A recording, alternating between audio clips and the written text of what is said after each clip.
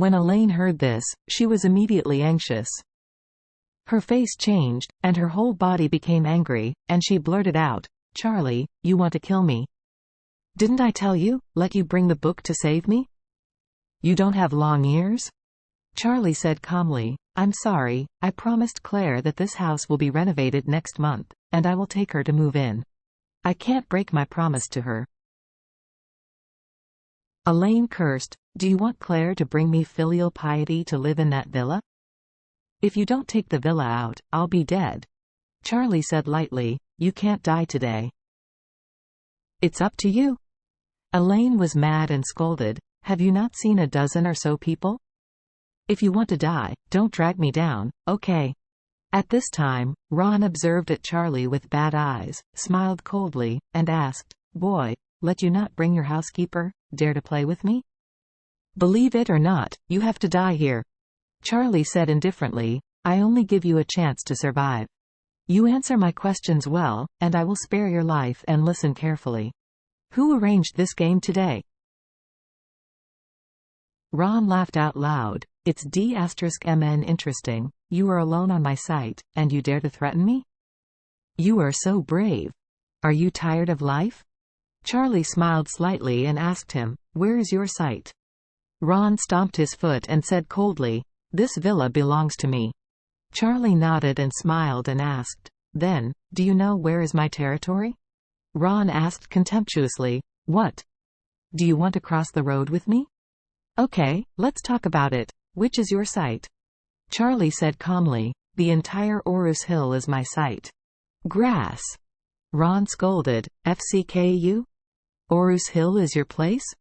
You are the Mr. Orville to eat dry food? I tell you, my eldest brother is the godson of the Master Orville. In Orus Hill, no one provokes me. Can afford me.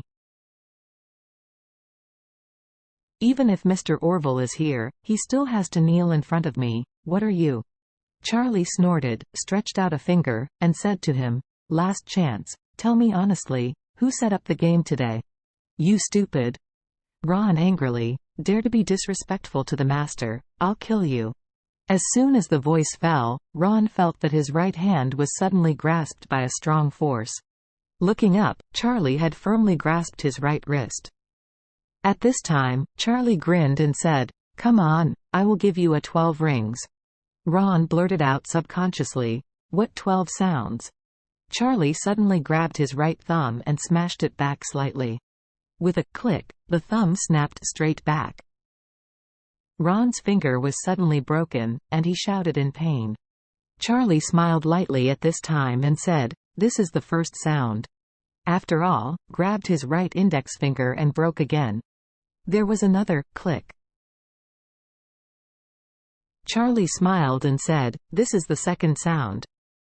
Ron's painful whole person was about to collapse, and his face was full of cold sweat. He hysterically yelled at the younger brothers behind him, "DMN! Hack him to death!" As soon as the voice fell, Charlie broke the index finger of his right hand again. Crack! Charlie smiled and said, "Here, this is the third ring." "Ah, D*MN, it hurts me to death. Hack him to death." More than a dozen younger brothers have already drawn out their machetes at this moment and swarmed. Charlie remained unchanged. A dozen gangsters were just a few, in front of him, it was nothing. So, he continued to break Ron's ring finger. Crack! Ron's fourth finger was broken. At this moment, the dozen or so shining machetes were already hanging in front of Charlie.